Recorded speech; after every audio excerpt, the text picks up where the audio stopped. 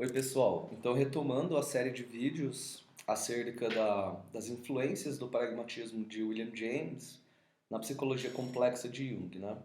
Então, estou pressupondo que quem está assistindo esse vídeo já acompanhou os outros anteriores, e se não, seria interessante que retomasse, porque para que eu não precise ficar retomando os pontos de vista que já foram expostos, né? Hoje nós vamos tratar da influência que James exerce em Jung acerca da investigação do princípio do espírito, né? E vamos definir mais precisamente o que se entende por espírito para não gerar equívocos, né?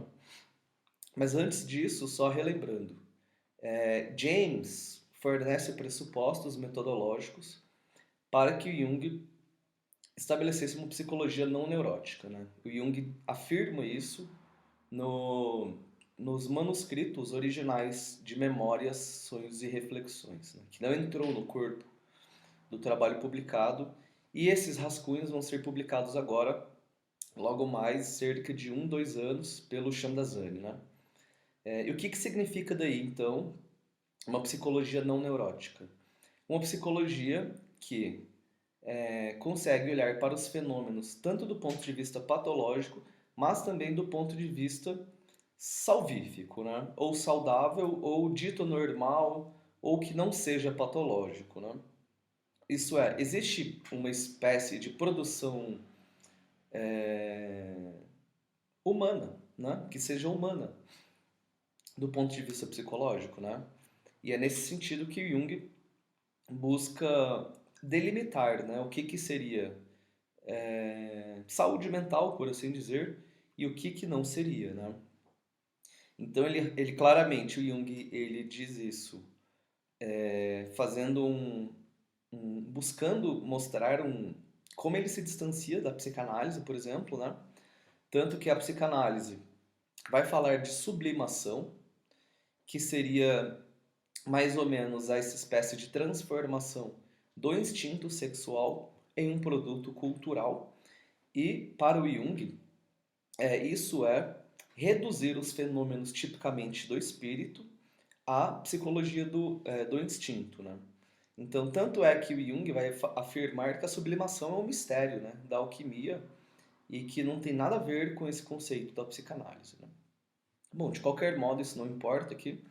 O que importa é quando o Jung fala de princípio do espírito ou fenômenos do espírito, ele está querendo designar uma determinada categoria de fenômenos, mas ao mesmo tempo ele se coloca numa epistemologia kantiana, isso é, ele não sabe o que é o espírito em si, e ao mesmo tempo uma atitude pragmática, porque ele está preocupado com os efeitos desse princípio, né?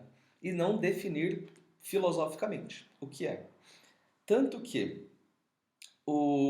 tem uma passagem aqui da obra coletada 4 que o Jung afirma, parágrafo 776, se diferenciando da psicanálise, né?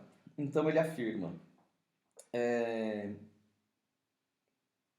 outro ponto que nos diferencia me parece o fato de que eu esforço por não ter pressuposições inconscientes e por isso não críticas sobre o mundo em geral. E ele afirma, o Jung continua, eu me esforço, né? Porque quem que não tem uma equação pessoal, né? Mas de qualquer modo, o Jung afirma que está disposto a reconhecer todos os deuses possíveis que atuam na psique humana.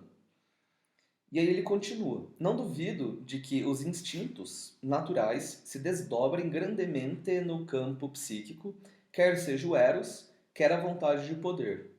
Não duvido também que esses instintos entram em colisão com o espírito, pois sempre estão colidindo com algo. E por que não esse algo não pode ser chamado espírito? E aí, essa é a parte mais importante, né, que o Jung afirma.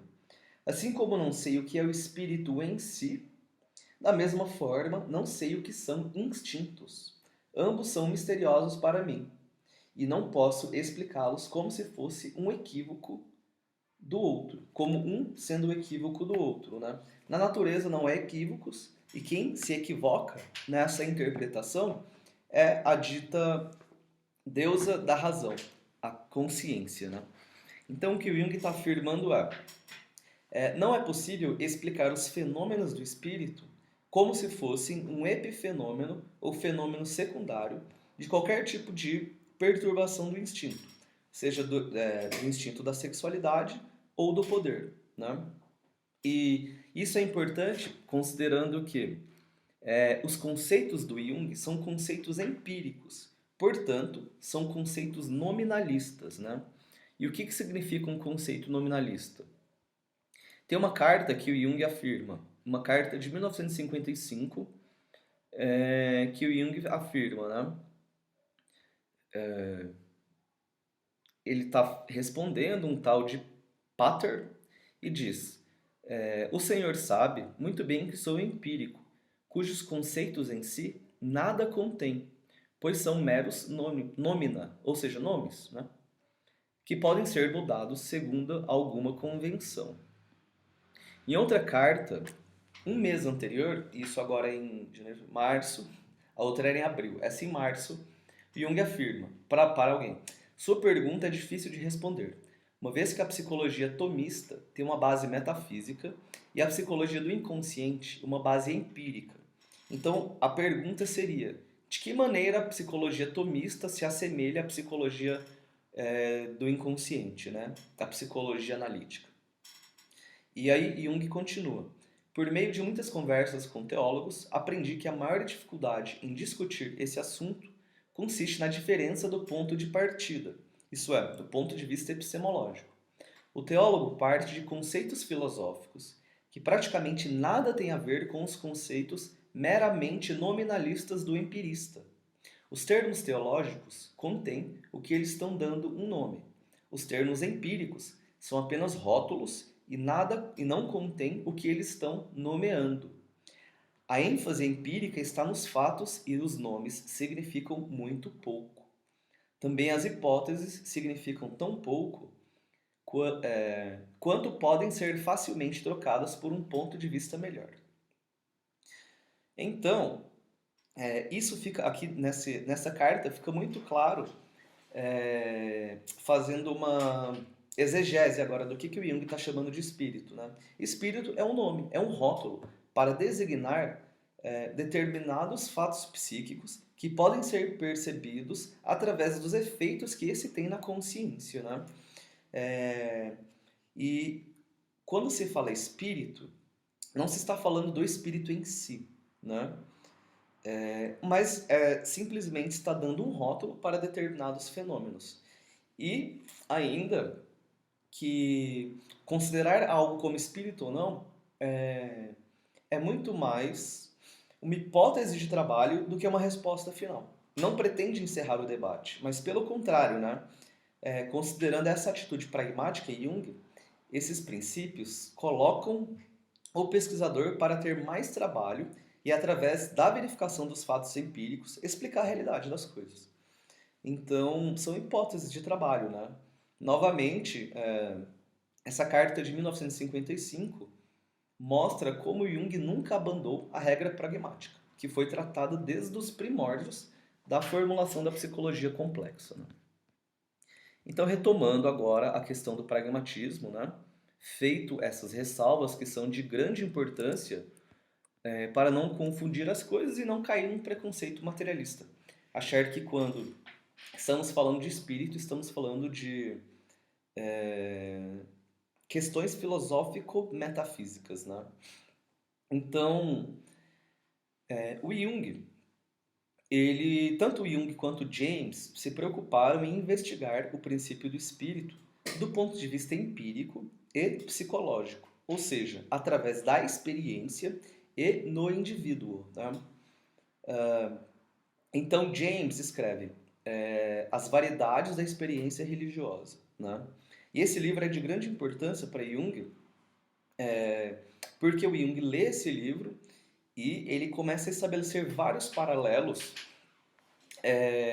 de como fazer essa investigação, né? Ele começa, inclusive, É tanto que a parte do método está muito mais baseada nesse, nesse estudo das variedades da experiência religiosa, os critérios que James aponta, do que na própria conferência do pragmatismo, né? Ao meu ver, pelo menos, de acordo com os resultados que eu obtive na pesquisa. E Jung, então, ele define o espírito como sendo um complexo do inconsciente coletivo e que, do ponto de vista fenomenológico, ele se apresenta como um movimento, uma dinamis e formador de conteúdos tipicamente humano. Então, na,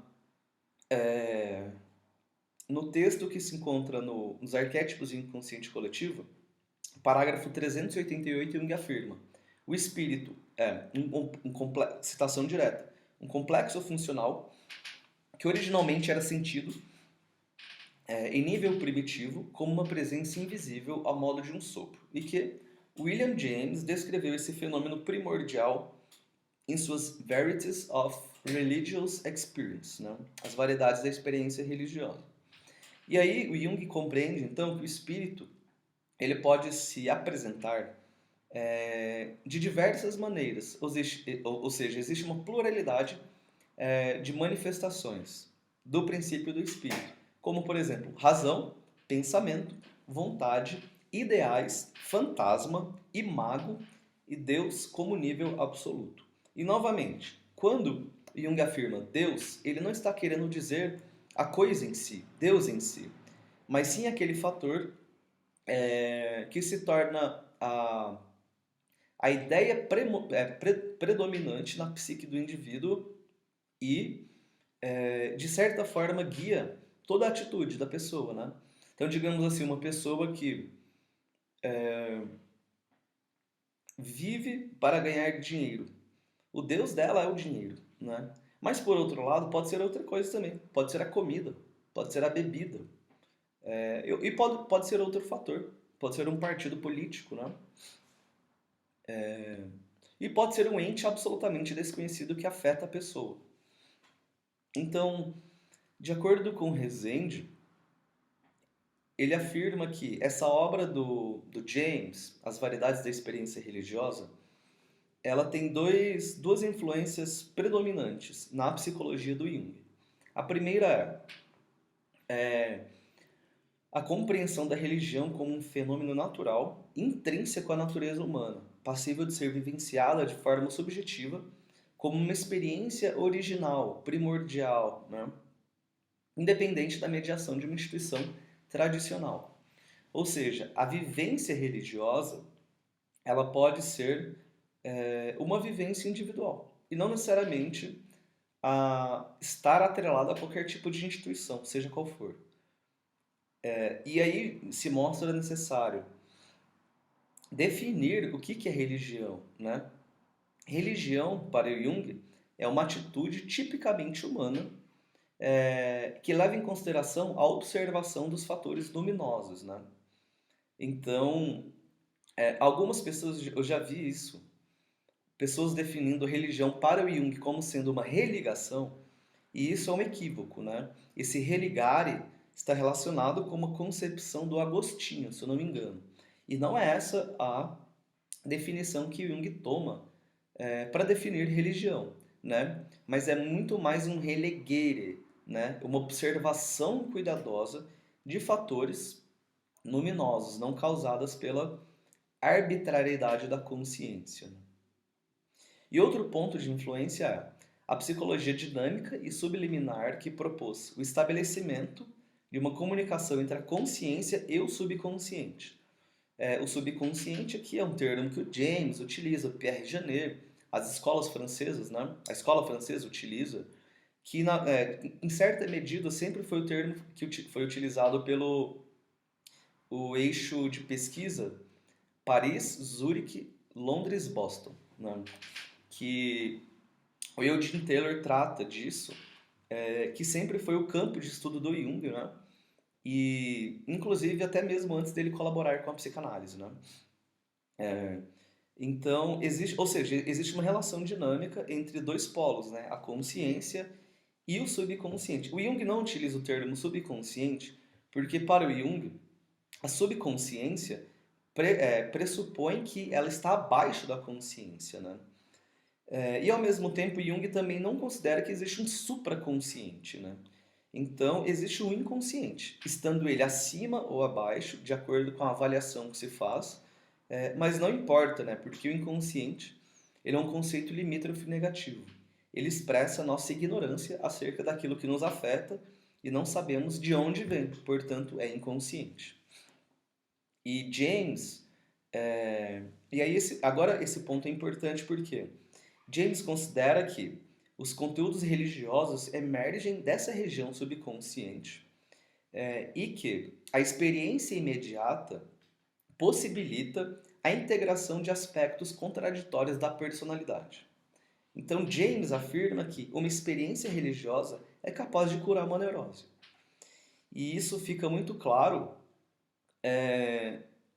considerando como o Jung compreende, né, a própria unificação dos opostos, né?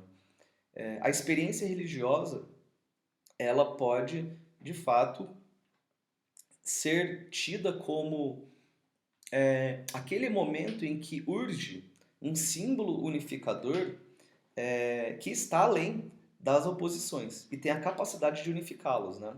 Seja consciência ou inconsciente, seja isso momentâneo ou não. E, e aí, o Jung, na obra Psicologia e Religião, aqui ele define, né, a religião como atitude tipicamente do espírito humano, consistindo então na observação desses fatores luminosos, né? O termo luminoso é um termo do Rudolf Otto, que ele define nesse livro o sagrado, né?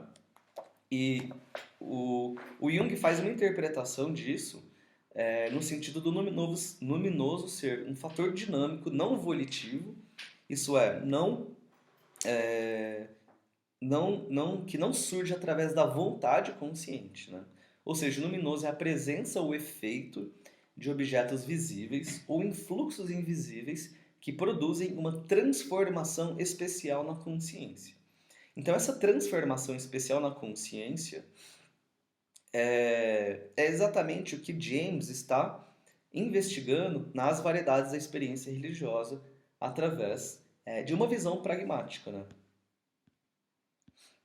Na obra As Variedades da Experiência Religiosa, James afirma, uma citação direta: todas as nossas atitudes, morais, práticas ou emocionais, bem como religiosas, devem-se aos objetos de nossa consciência.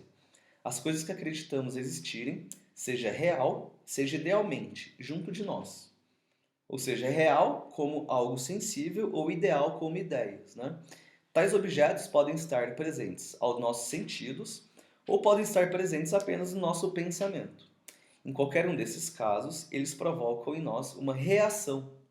E essa reação, produzida por coisas do pensamento, é notoriamente, em muitos casos, tão forte quanto a produzida por presenças sensíveis. Pode ser até que seja mais forte. Isso é, essa reação desses objetos, né, da consciência.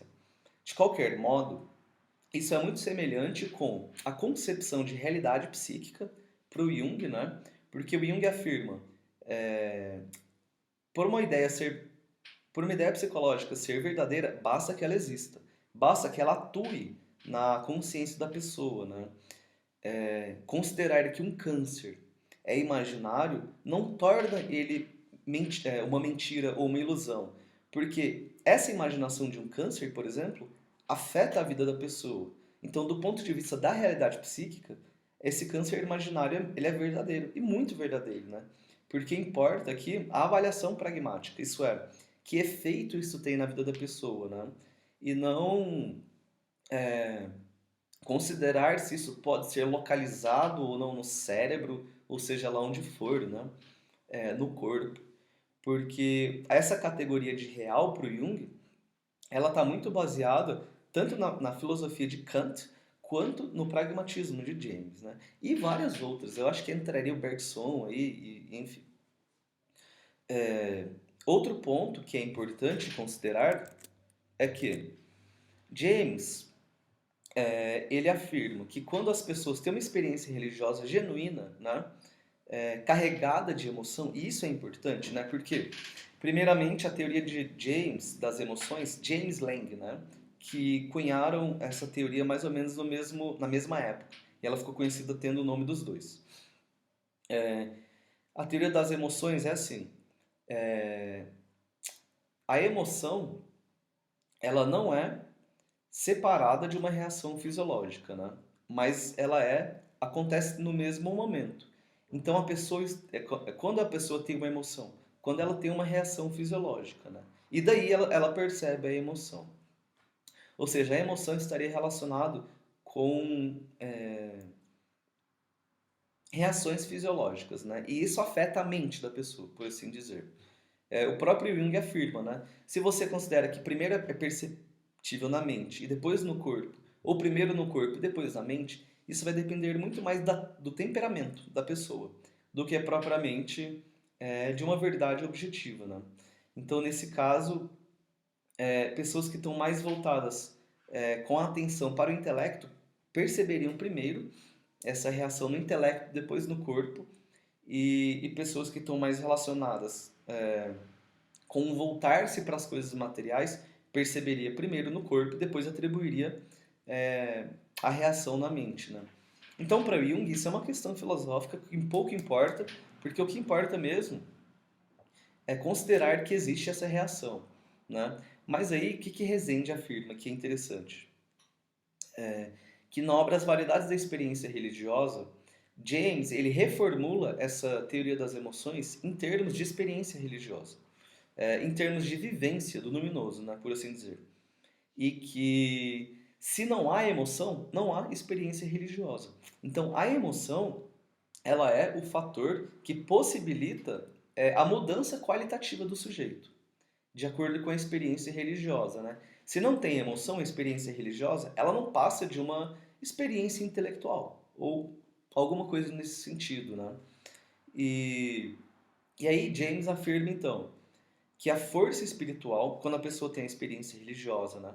A força espiritual realmente aumenta no sujeito quando eles as têm. Uma nova vida abre-se para ele. E essas lhe parecem um sítio de confluência em que se encontram as forças de dois universos. E, no entanto, isso pode ser apenas a sua maneira subjetiva de sentir as coisas, um estado de espírito da própria fantasia, apesar dos efeitos produzidos, né?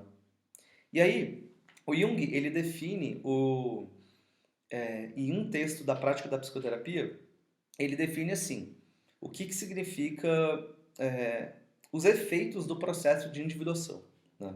O Jung afirma, a única coisa que podemos constatar é seu notável efeito sobre a personalidade consciente.